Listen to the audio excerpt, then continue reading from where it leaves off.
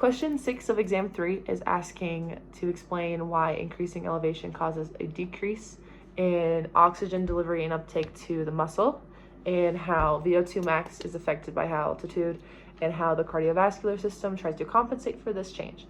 So the reason why there is a decrease in oxygen delivery and uptake is because there's a decrease in atmospheric pressure as you go up in altitude. So there's still the same amount of oxygen. Like, people will say like there's like a lower percentage of oxygen in the air. That's not true. There's still about 20% of oxygen in the air, but there's just less of it because the atmospheric pressure is lower.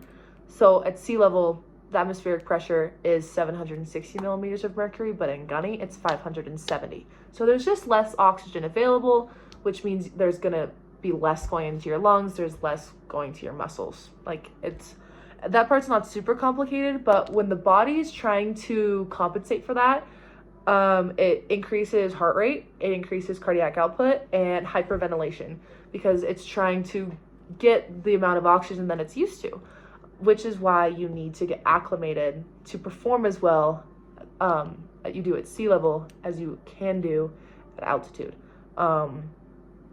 And that's how you're naturally going to have a lower VO2 max at altitude, because VO2 max is how, like, the maximum amount of oxygen you can consume at max effort, at max intensity. And so if there's just less oxygen available, it's going to be lower. But once you acclimate, then your body doesn't have to compensate as much. Like, the compensation goes away and your body just gets used to it. Then you can perform really, really well, especially when you go back down to sea level.